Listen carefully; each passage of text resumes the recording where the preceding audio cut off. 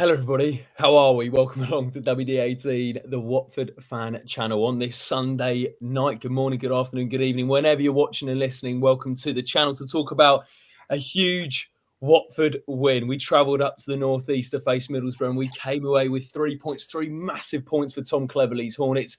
Moussa Sissoko, of all people, with a header to send the travelling away fans home happy. We've got one on the stream here today. A man who's going to be joining myself, Jacob Culshaw, is Charlie Zazzera. Charlie, you've watched the game back twice. Whoa. One in normal speed and one in ×2 speed. If you had to give me your one takeaway from watching 180 minutes of Tom Cleverley's Tricky Yellows, what would it be? It was actually in triple speed. One takeaway, that second half was absolutely painful. Jacob, when you show the momentum bar, I'm sure you're going to see, but I was trying to keep hold of the ball, eking our way to 3 points, but we got over the line. We did it. It was a massive, massive 3 points. So, buzzing. It's going to be like another level of analysis today. Basically, Charlie's sort of gearing himself up to be taking over like a stats analyst job. Charlie Bush on the show today as well. Yes. Now, Charlie's not just returned from Middlesbrough. He's got the neck pillow on, which the club gave for free, obviously, from yesterday. Man. A huge week of travelling for Mr. Bush. He was in Sunderland last week. He was in Middlesbrough yesterday. Charlie, but talk about the preparation for this stream. What's been happening, mate? There's been plates flying everywhere. There's been food there as well. Preparation for the stream. I'll tell you what, we're gonna. I'm talking my lighting out here. I'm gonna blame you, Jacob. I was showing Jacob my food I've got here. He said it. Yeah, sorry, Rio. I was rubbing it in. I was showing Jacob the food, which the lighting does not do it justice. Right. Okay. Just hold it up to the camera for us. Hang on a minute. By the way, it should be a fine for having a dinner on a live stream. I know. That should be a fine. Terrible, mate. Time in here. Also, I'm not sure I can even tilt the PC around. No, I'm not. Charlie, I don't know about that, mate. Can't do it. Charlie, what I would say is, firstly, in the comment section, steak and ketchup. Now that's a combination that I think. I don't do it. I don't know what Mum Bush has cooked up here because I never have that. You're telling me Mrs. Bush has put ketchup on the plate and you haven't chosen to put that on with steak? I'm absolutely telling you that for free, mate. And I'm also clearing up the mess that you made me spill earlier. Okay, there we go. I would say the steak looks slightly overcooked, but hey, that's just my take. But thank you so much to Mr. Bush for coming on. Jack says almost 1,000 miles travelled in a week. Well done. Oh yes, Jack. What a stat. How's it been? How was yesterday, Charlie? It was good. You say 1,000 miles. It didn't feel like it because with my trusty neck pillow, I slept for the majority of Middlesbrough. Sunderland was felt a bit longer, but the journey definitely eases itself when you come back with 3 points. So actually wasn't too bad. I think we got 4 points from Sunderland and Borough in 1 week. 2 teams who I thought would be taking a lot less points from this season. So I can't be any more happier, to be fair. Apart from maybe getting 6, but can't be greedy. What we think for the next away? There's going to be a £10 voucher and another pillow, maybe, or something like. I mean, they're going to have to follow up now, aren't they? They've done free food, free neck pillow. You're going to have to make it 3 in a row. Whether that's a free ticket or something else from the shop, who knows?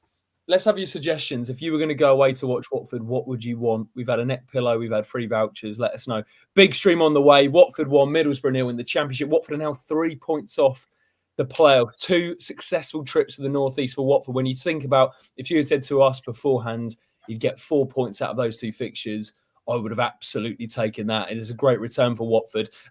Charlie, actually, a bit of housekeeping. Please do leave a like on the stream. Comment down below your thoughts. We always love to hear it, and we'll have a chat here and throw them over to the Bush and Mr. Zazzera for their thoughts. Subscribe to the channel, of course.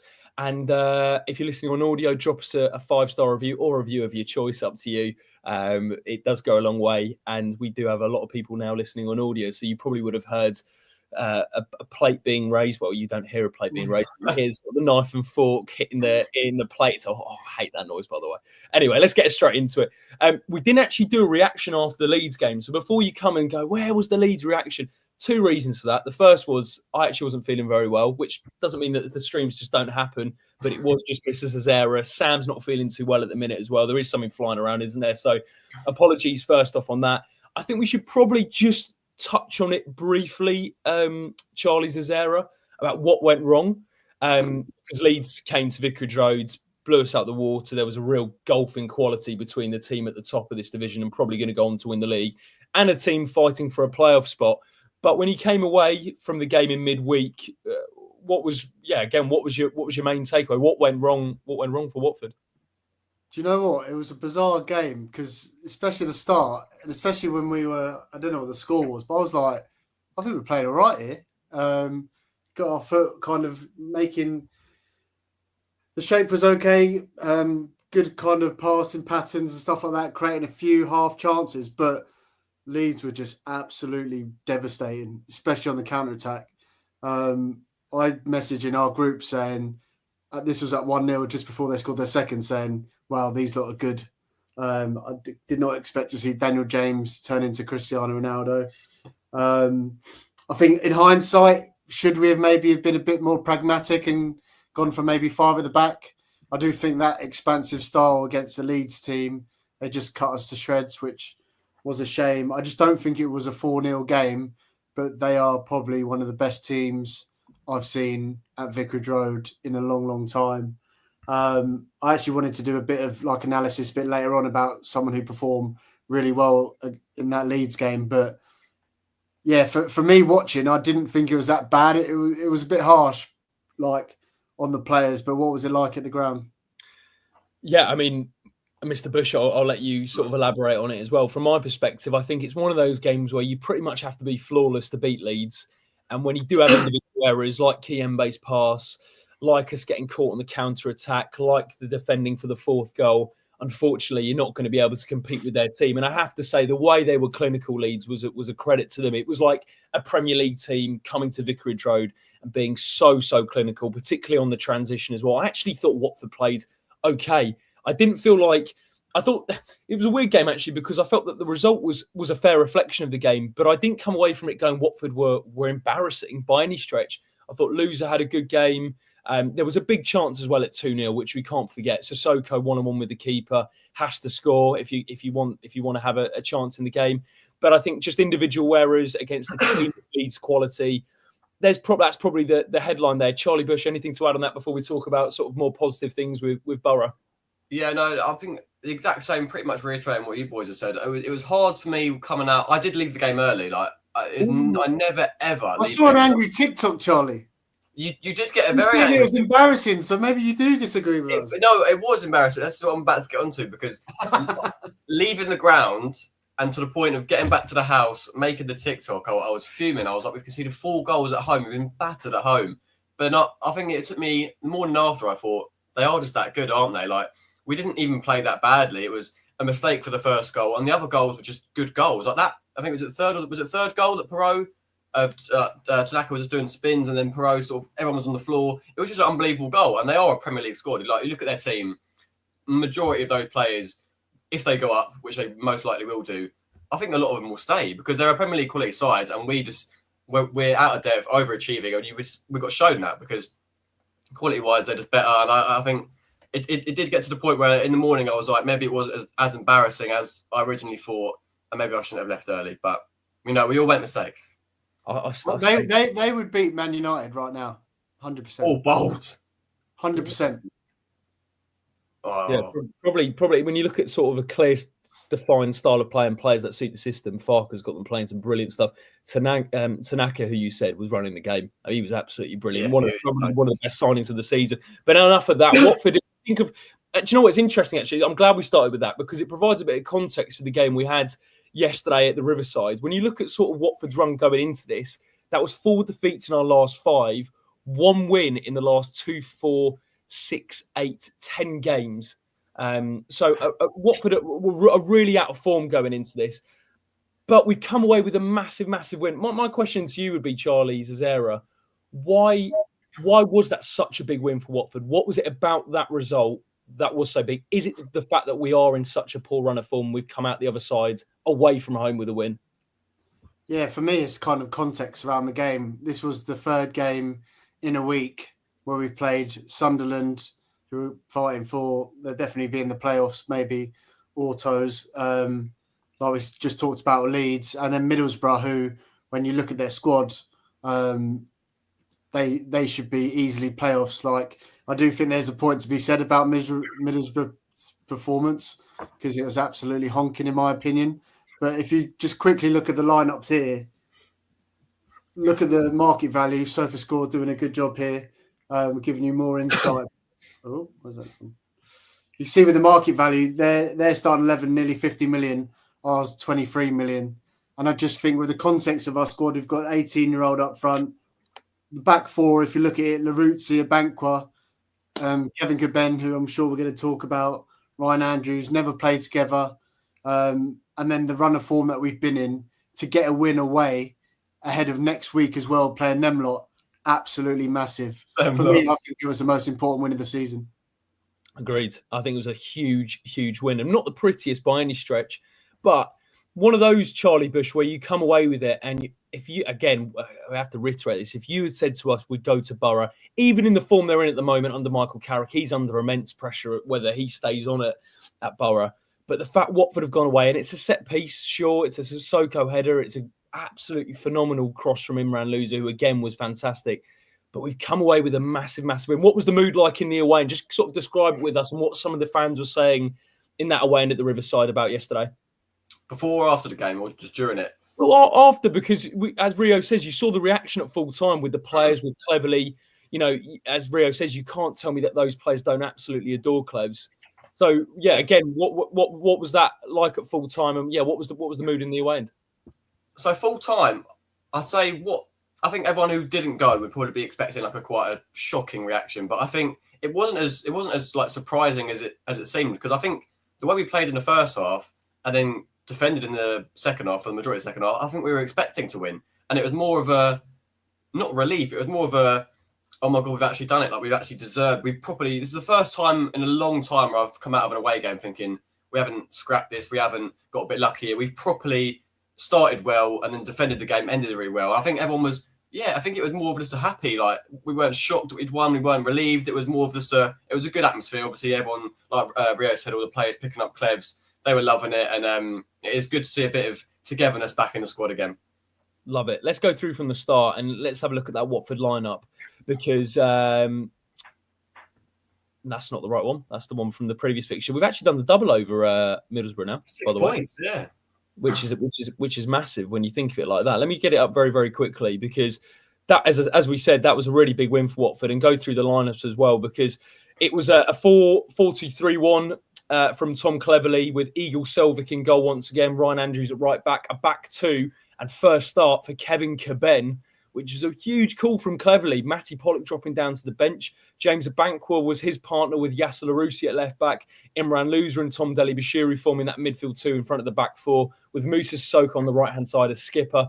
Kiembe in the 10, with Chatford Datsy on the left-hand side, and Mamadou Doumbia leading the line. I think the biggest thing to say, Charlie, is that Caben call. Charlie Zazzera. I know there's two Charlies today. It's the problem when we have both of you on. Charlie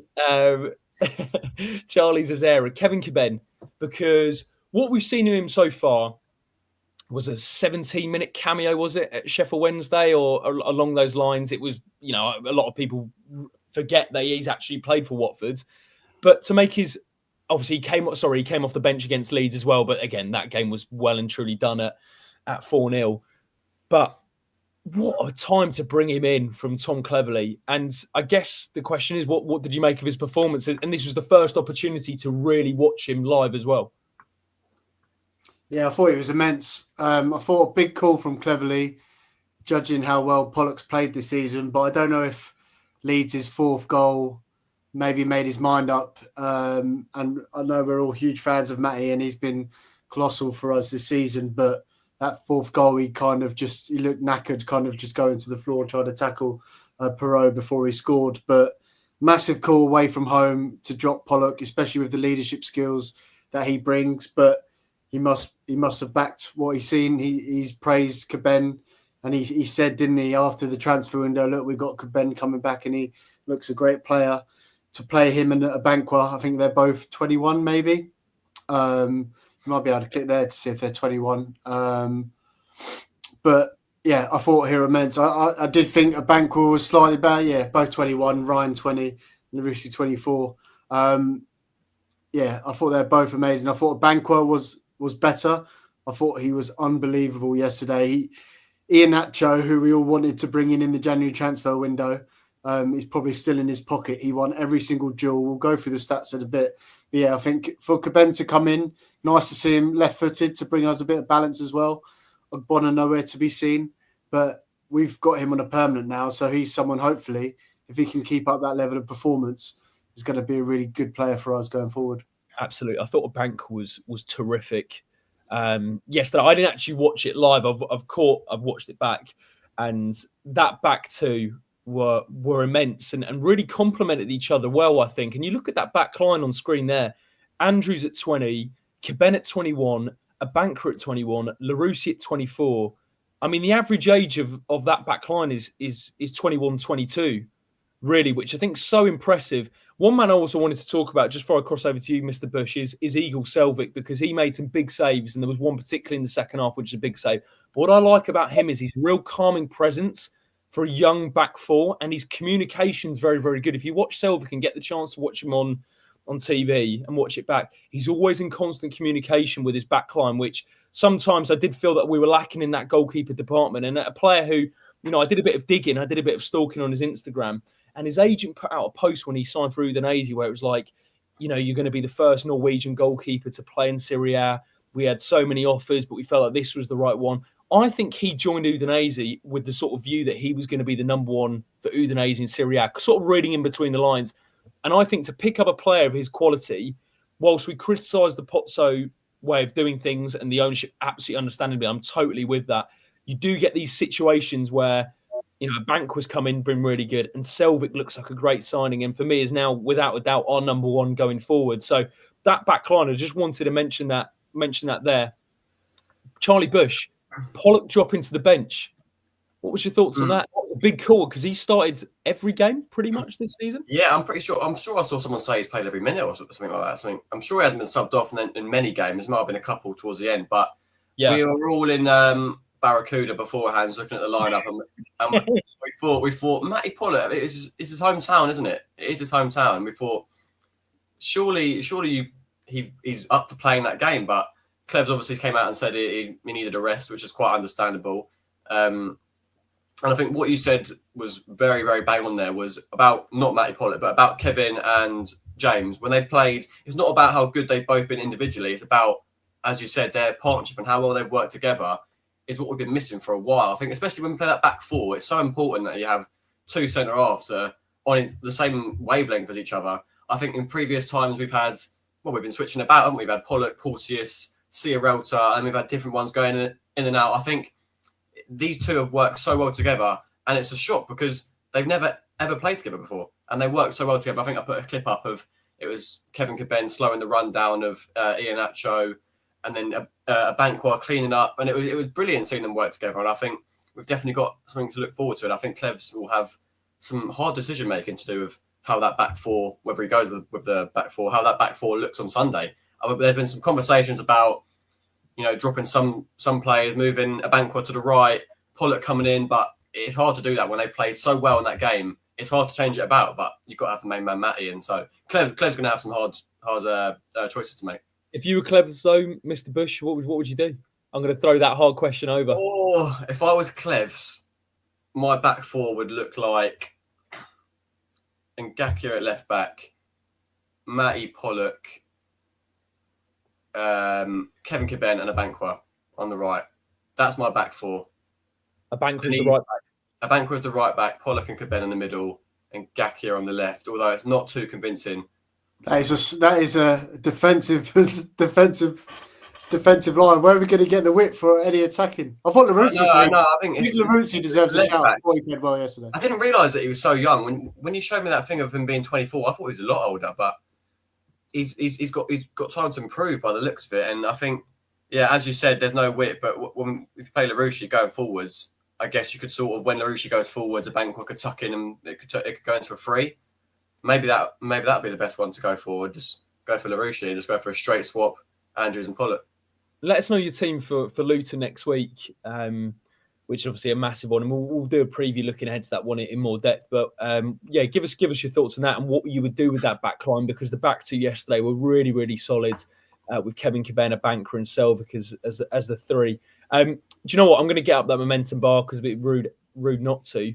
And sort of tells the story of the game anyway. Borough coming out the traps quickly, but Watford having the better of the first half and definitely the start of the second half as well. And just gradually and cleverly mentioned it in his post-match, he felt that we could have managed the game a little bit better. And I think you can tell that with the spike towards the end as Selvik was called upon. They hit the post, if I remember correctly as well.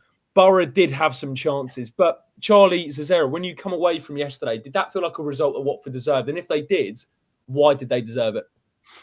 Yeah, I do think we deserved it, and mainly for our first half performance where I thought we were excellent. Again, a caveat, I don't know what is going on at Middlesbrough, but they were really, really poor. So it felt like in the first 10 minutes, there's an opportunity here because they don't look that good. And we rose to it and we created so many chances. Like you can see on all the stats, we had more shots on target. I thought Georgie was excellent, if not clinical. Doumbia had a good chance, but Georgie cut it back to him.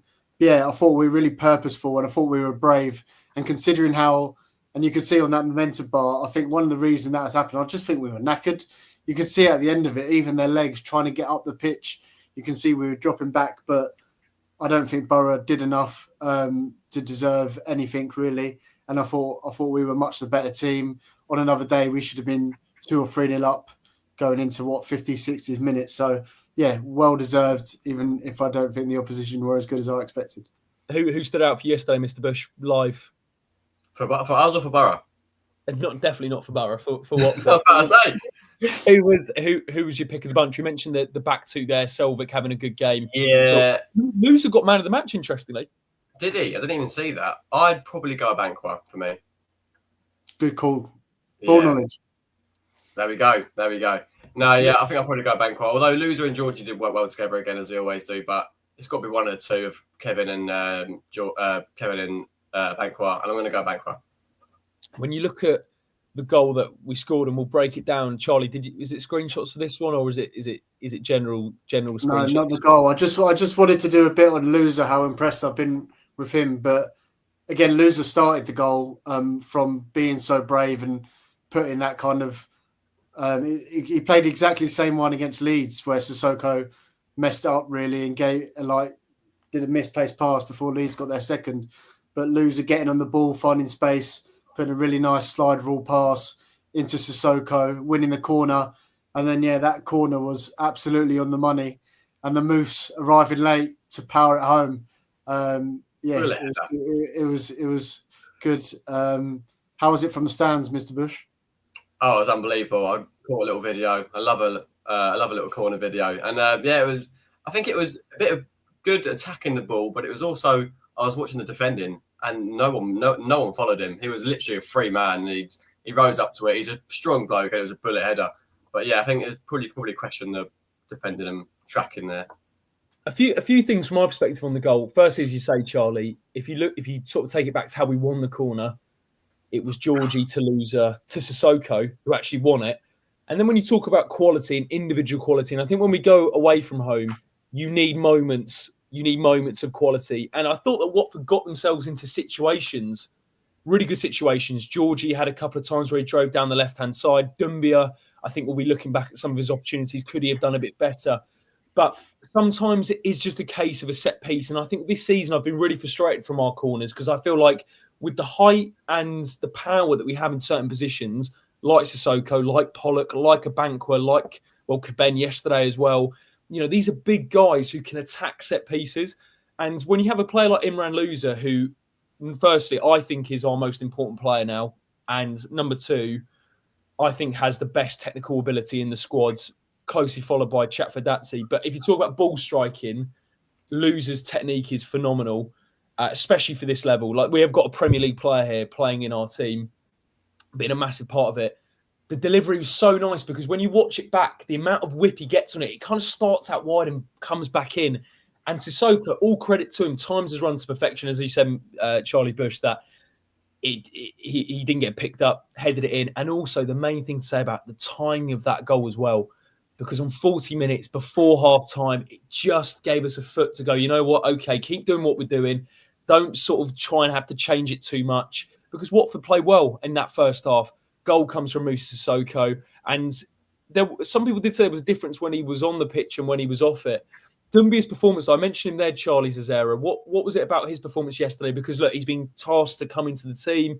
He's been tasked to play more football. Bio will be back for the Luton game, which is another selection dilemma. But Doumbia's overall performance for an 18-year-old again, what did he make of it? Yeah, in the context of it being an 18-year-old, I thought it was good. I thought he was better at Sunderland. He's probably better at Leeds yesterday, and maybe in the first bit of the game he was a bit scruffer and made a few wrong decisions. But as the game went on, he was a bit tidier. When we had that chance when Georgie was down the left, which Louza put him away, I think maybe the ball could have been a bit better from Doumbia. It was kind of up here, a bit behind him. Maybe he ran in too early, but we should have scored from that opportunity. But me personally, I would keep him in against Luton, and if it's not going well in the first half, bring Bayo on. But I think he's really acquitted himself really well, has done as well as he can against top season pros. His build-up looks decent. He's always there. He's winning loads of headers. I think he won both of his aerial duels yesterday. So I would start him against Luton, which might not be the case, but I just think he's applied himself really well, and I'm quite excited about him as a prospect. I think maybe next season or the year on, we could have a proper player on our hands. I still want to see what his finishing's like, but yeah, I thought it was a decent performance. Maybe not his best. I thought it was a bit better against Sunderland, but I thought it was decent. Charlie Bush, didn't you say you thought he was good yesterday? I thought he was good. I think in certain, as you said, we haven't seen his clinicalness, finishing. Yeah, we haven't seen that side of him just yet. But what I was speaking to David, what I think he offers really well is we could tell the difference when he wasn't on the pitch, when he got subbed off. But he provides a great outlet, because there's some times where we aren't Man City. We haven't got the quality all of the time to be able to play it nice and cutely out the back. He's a tall bloke. He's a great outlet to have, and he holds it up really well. And there's one thing we can't fault him for, and that's is trying. He tries so hard. You could tell he's really up for it. He wants to prove himself to the fans. And I think, as you said, I think he's been better in Sunderland. I'm not quite sure Leeds. It's hard to tell. I wasn't really focusing on Doumbia. I was focusing on how many goals we were leaking. But I think he was better at Sunderland. It was better at Sunderland, and I think he had a good game again against Borough. And I think, again, it's going to be another tricky decision for Cleves, whether he goes to Bayo or whether he goes to Doumbia. We've already had this conversation whether it's a mentality game, whether who's going to be up for it, and he's going to have a tricky decision up top and at the back. I would not want to be Cleves. Oh, that is a real selection dilemma. Do you go with more what you know with Bayo, or do you sort of gamble a little bit more with Doumbia just because it is, it's the first time he's had a run in the team. He's 18 years old. A guy first time playing this fixture, which we can't forget as well. If personally, lads, I'd go with Doumbia. I would, because I think there's a real difference with him and Bayo. I feel like Doumbia gives centre-backs a problem in the sense that they then have to think a little bit more about their positioning. They have to think about a little bit more about their defending. Whereas you look at Bayo sometimes, I feel like Bayo can make it quite easy for centre-backs. And I think in a game where, let's be totally honest here, Watford go into it as the favourites with the win that we got at the weekend, the fact that Luton are not only away from home, but also really struggling this season and are in a relegation battle. That's the fact of the matter when you look at the league table. Watford need to be on the front foot and they need to impose themselves on the game. And I know I really hope I haven't just talked that to say that we'll lose 3-0 at home. But what I'm trying to say is that Watford go into it and they have to take the initiative in the game, in my opinion. And I think Doumbia allows you to do that as a striker. Go on, sorry, Charlie. No, I was going to let you sort of say what I was going to say. You said take initiative starting the game. You could also look at it as who is better to bring off the bench and who is better to start. And I reckon we've seen Doumbia come off the bench before, and I reckon he's definitely better from the off than he is coming off the bench. And again, Bayo, you could say he might be mentally wanting to prove himself as well. So whether he'll be having a good attitude off the bench, wanting to prove himself, I think, as you said, it's got to be from the off. Doumbia, it's what we're used to. I saw a comment somewhere saying don't change a winning squad too much. Obviously, bringing Matty in is important, but not changing it too much. Starting with the same squad. We're used to that same squad, and then Bayo off the bench. He's not a bad player to bring off the bench, especially with be able to prove himself. And we know he's got goals in him, whether it'll be tap in, header, he's got a goal in him. And I reckon anything can happen at Luton. Well, not at Luton, against Luton.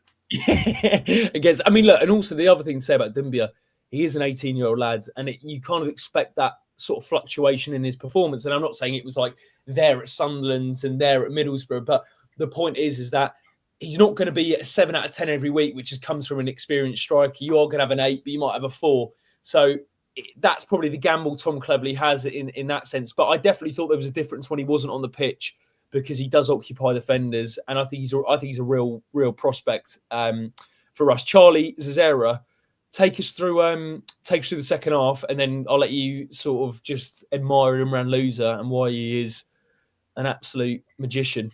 Yeah, I don't really want to focus on the second half. I don't know about anyone else watching, but it was absolutely painful for me seeing the minutes just slowly tick by, and I just thought every time we got the ball, we couldn't keep hold of it, kept giving it away. And Borough were a lot better when Finazaz came on, but they didn't threaten us too much. And all I was saying was, give it to Louza, because he was the one player that I trusted to keep hold of the ball.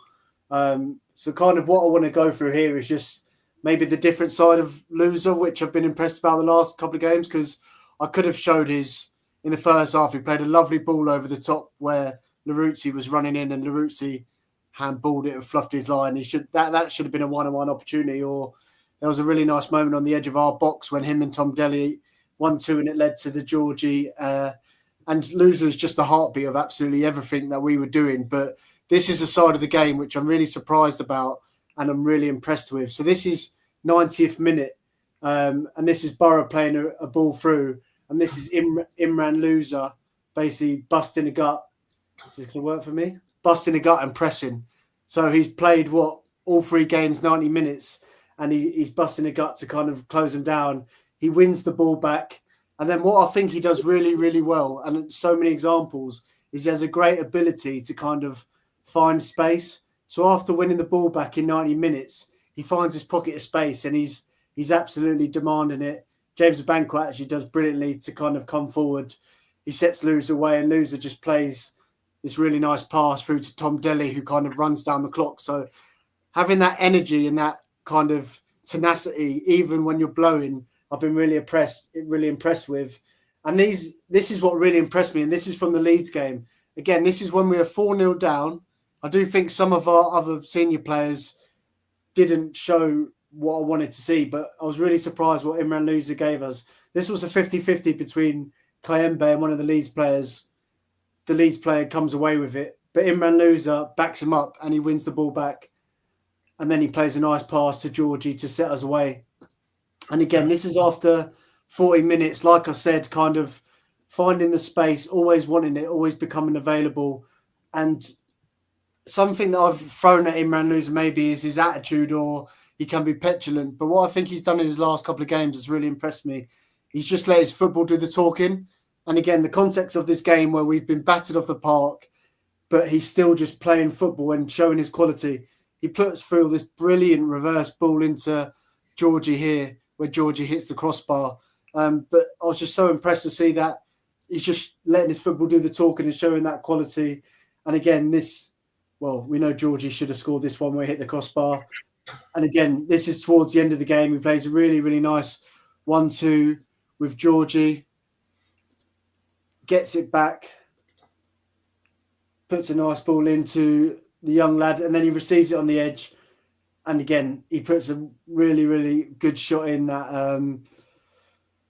our man Meslier does really well to tip over. But for me, something that I have thrown at maybe Imran Louza previously is his attitude, or what's he like when the chips are down. But I think the thing that's impressed me the most is his attitude, his determination, and to just show his quality and get to that level. And that's something that I've been really impressed with. And I think that the fact that Tom's got him to this level, like you said, Jacob, a Premier League player, has to be credit to him, because you got to remember he wasn't even in the squad at the start of the season. So something must have happened where he wasn't showing it at the start of the season. And to get him playing at this level now, I think he's one of the best, most informed players of the Championship. And like I said, Jacob, I think he's our best player at the moment, no doubt. I think, bang on analysis, and also his work rate yesterday. Like, I don't think there's any denying his quality, his individual quality, but his work rate, as you said, Charlie, and just to back that up, if you look at his heat map from yesterday and the areas that he's covering there, he put himself about, and I think that's the one thing he said about Louza, where there was no denying the guy had individual quality, but did he have maybe the attitude to back up what we know he can do on the pitch? And I think what you're seeing this season is a man in Tom Cleverley who knows exactly what makes Imran Louza tick.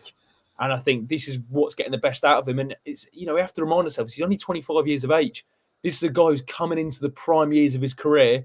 The question is, Charlie Bush, when you look at his performance yesterday, you look at his performance recently, and just this season as well, obviously he's become a massively important part of this Watford team, a cog as well. When you think about his role, and I'm looking ahead here, but would you be surprised to see him here next season with the way he is playing now? And I don't want to sell players on these streams, and I imagine it's only Watford fans watching anyway, rather than scouts or clubs or anything. I just struggle to believe that we'll keep a player of his quality in the summer. Where does he go, though? Who's looking for a player like Louza? That's the only thing I'm thinking, because who's going to be looking at, I don't know, I don't want to big down on us, but who's looking at players from this Watford squad? Like who's going to be going, all right, let's have a look. Who have Watford got now? We've got rid of Zazzera. We've got rid of all of our prospects. Louza's, is he 24, 25? I think 26. Exactly. So he's not one of our young talents. 25, I think.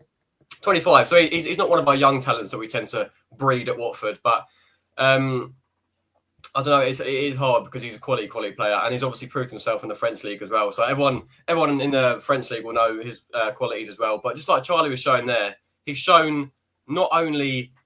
Well, Charlie wasn't just showing his attacking clips as well. He was also showing him winning the ball back and then playing it progressively forward. So it's a tough one because he can really play anywhere in the midfield. He can play going forwards, further forwards. He can play defensively. We've seen him. He likes to sit almost not in line with the centre halves, but literally just in front of them, picking it up and driving it forward. So I reckon he slots into a lot of teams, whether they want to play him higher up defensively. So it just depends who'll be looking for him. And hopefully no one. Yeah, Jacob.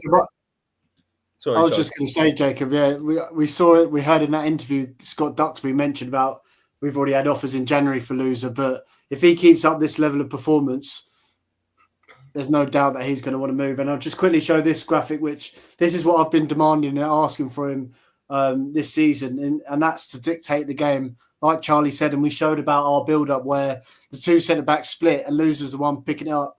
And in the last 3 games, he's had his most touches the whole season. So Leeds, he had 124 touches. That's probably because they were in cruise control and he had the time to get on it. Sunderland, he had 91 touches.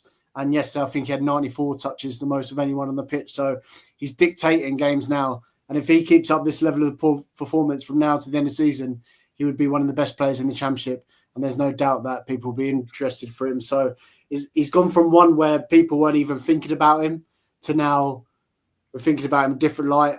I saw conversations player of the season if he keeps it up. And yeah, is Gino looking at him now as an asset? Do you know what I mean?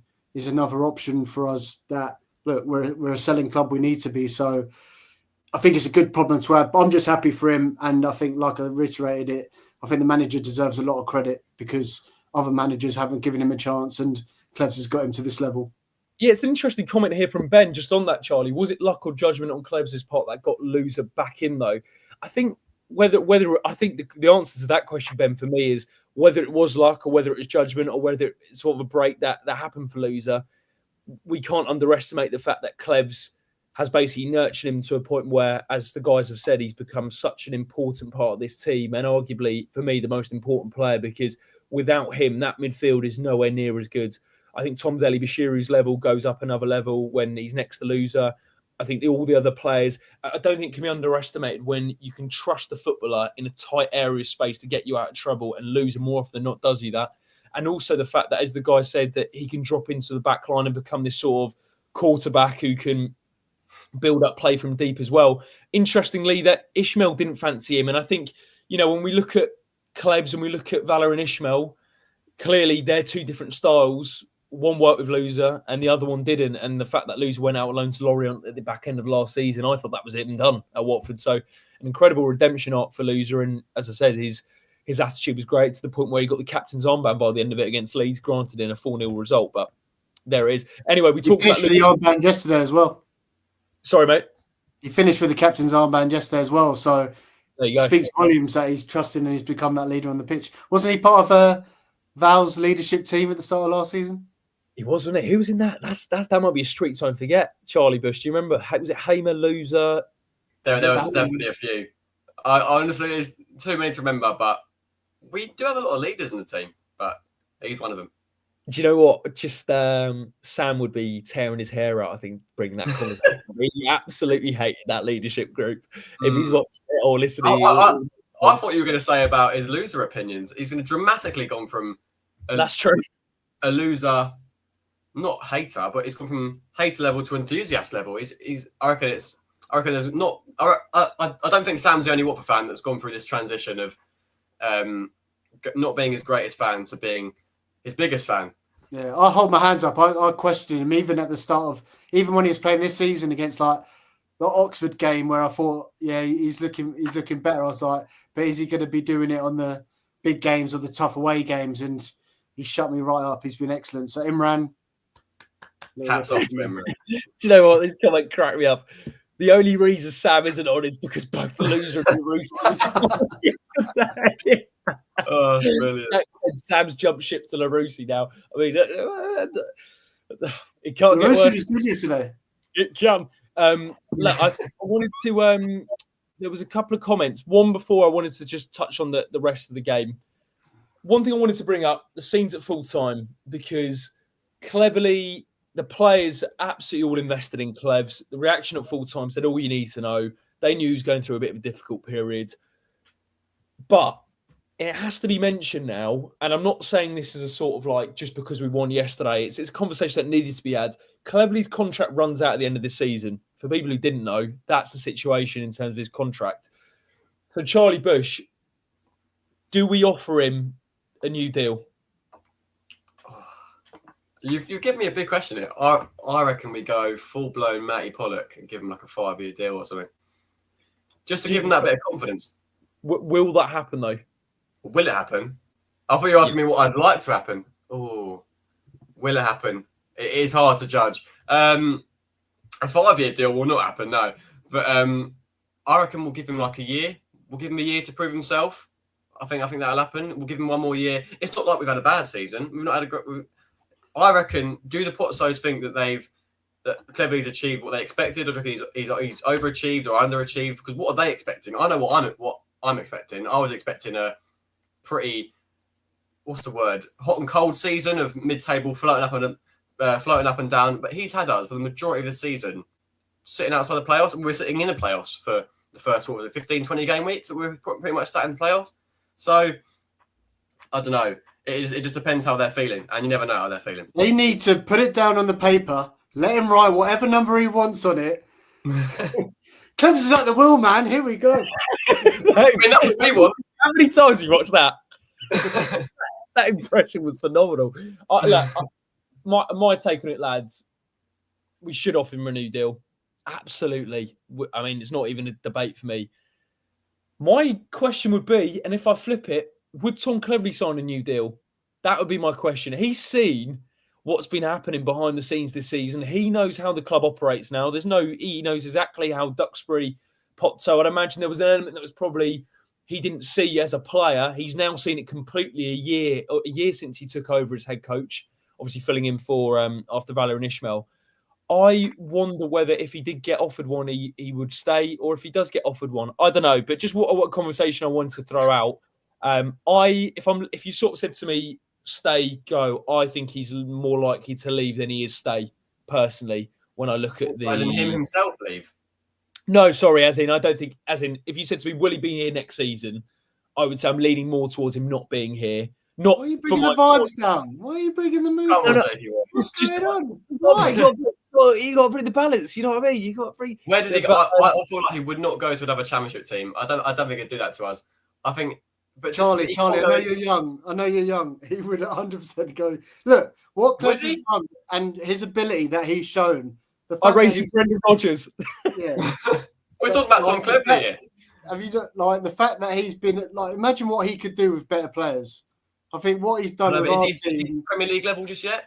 Oh, not necessarily Premier League level, but I think give him what contract he wants. Let him sign the contract. If they sack him after that, he gets a nice payout, and any other Championship club would have him. He's got a huge future as a coach.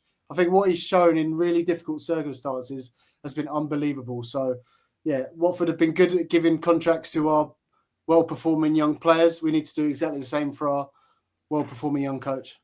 I've been told off by the comment section. Charlotte said, "Come on, let's keep it light with the derby just round the corner." That's what we'll do. I only just wanted to put it out there just because it's one of those conversations that I think needs to happen. I think we should absolutely offer it to him, but will we? We'll have to wait and see.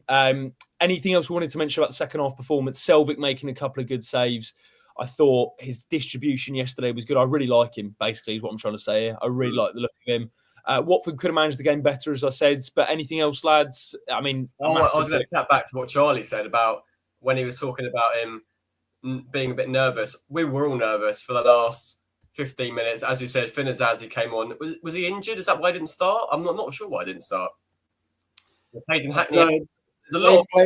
played about 5 different formations. They were because Hayden Hackney was on the wing, wasn't he? He's definitely in midfield as an central player. I don't know what was going on. I'm not a Borough analyst, but whatever they did at the end was working a lot better than what they did for the first hour. I think whether it was Illing Jr., Finn and Zaz making an impact, we were all nervous. We were all waiting for that, see how many minutes that they were going to add on. We're going to wait for everything, and we held on. Game management wise, Clevs again brought on that third centre half. We went to 5 back, did we not? So game management wise, it's worked in some games. It's not worked in others, but all that matters is we've got 3 points. Yeah, I thought Louza, Chatfordazzi had a really, really good game as well. Just a couple of things I wanted to mention to keep the vibes really good going into next week. This stat that Charlie put together, didn't have the chance to read it out. I don't think you did on the stream, did you, Charlie? No, that was just like when I was looking through yesterday. And yeah, like we said, I do think the players had to work for it, especially in the second half. But if you look at this combined, 27 defensive actions, 19 clearances, 11 recoveries, 9 duels won, 4 out of 4 tackles, blocks, didn't get dribble past, and a clean sheet for 2 21-year-olds who've never played against each other, but outstanding, those two. And yeah, that is, we'll talk about in the preview, but like we spoke about a bit earlier, a selection headache. Have we got depth in the defensive areas now? Oh, we've gone from having nothing to depth. Probably what I like about Keben is the fact that he's left-footed. He looks athletic. One thing that I watched yesterday, where I previously watched us playing a 4, is our mobility, and I wasn't worried one bit yesterday because it looked like those two could cover ground. I love the way James Abranca kind of breaks the line and travels past players. He looks like he's going to be a quality player. So, can I jump in? One last thing on that. About defending, it wasn't obviously the back 4. Oh, he's gone. He's gone. It can't get worse, can it? It can. It's almost like it gets to a point in the stream. And if you were listening to last week with Charlie, basically it got to about 55 minutes and sort of his stamina just went. The mic's gone. So, look, Charlie, might have to love you and leave you unless you can fix it, mate. let's take him off screen while he works that one out. Do you know what? One thing I wanted to bring up, we always get about 90% through with Charlie Bush. He only doesn't give us, maybe it's because his rate's too high for us. He only can charge us for 90% of it. But anyway, we look at the championship table, which is really, really interesting. And also that form that Watford had going into it, as I said, with 4 defeats in the last 5 going into yesterday. It puts Watford 10th in the championship table, 45 points, 13 wins, 6 draws, 14 defeats. Charlie, 3 points off the playoffs. And then when you think of our visitors on Sunday at midday, they are bottom of the table going into that one, 27 points on the board as well. So in terms of that win and in terms of sort of your thoughts and feelings on Watford at the minute, has it changed drastically after the win yesterday, or are you still at the same sort of place? Yeah, no, I do think that win was absolutely massive. And I think if it was another defeat going into Luton, would have been precarious. But the fact that we got the win, I think, is massive. Quickly looked at their result yesterday, another defeat for them. They're in a terrible run of form. Our confidence should be up there. It's going to be a derby. The atmosphere is going to be good anyway. So, look, we know anything can happen in a derby, but if we get the win there, back-to-back wins, I still don't think we're good enough for playoffs, but just to get a bit of redemption after that horror show earlier on in the season, I think us Hornets will be a lot happier than we were, let's say, after when was it, Tuesday night after the Leeds game. Absolutely. Let's see if we can get Charlie Bush's thoughts. Give us a mic 1-2. Is he there? No, he's gone. Charlie's like is like Kutska. You can never get more than 60 minutes out of him. But Charlie Bush, what a man. Do you know what? Just put your fingers up to the crowd, Charlie. Score against Luton next week. 3-0 Watford. Okay, good man. Love it. Bit of belief, as Steve the Pigeon says. 3 points. Please, Charlie. Yourself, mate. Take care. He's gone. We're just going to quickly mention a couple of things. Firstly, Charlie, did you see that? So when we went to Kenilworth Road, we both saw each other at the game, didn't we? We had to go in on a coach, but the Luton fans don't have to do that. And it seems like, from what I'm reading, and someone can let me know in the comment section, that Watford fans are going to have to be held behind at Vicarage Road after the game. That's the rumour. I don't want to speculate. That's not confirmed. Yeah. But from what people are saying online, it seemed like that might be the case there, which is interesting. I have no idea. Let's just hope we can. I think we paid for our coaches there, didn't we, for the safety of the supporters? So it might not have been ideal, but to be honest, it was quite good just getting out of there as quick as possible in the end. I don't care about any of the histrionics like around the game. Just win, and I'm sure we're going to talk about it in more detail. But if you look at their form, if you look at us, get the atmosphere dialed up.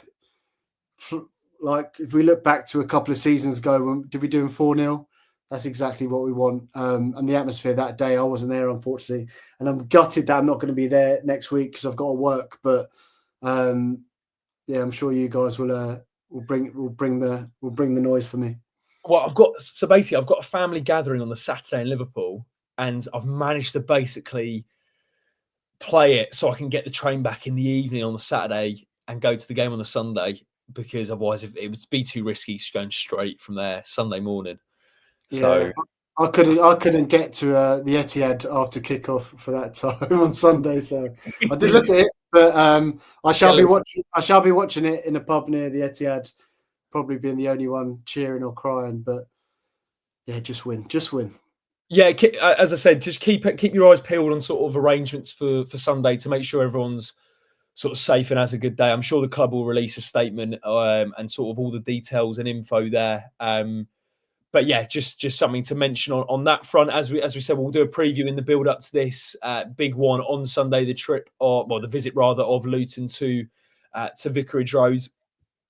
We actually never faced Rob Edwards' Luton, did we? Once at Vicarage Road, we faced him at Kenilworth, but never at.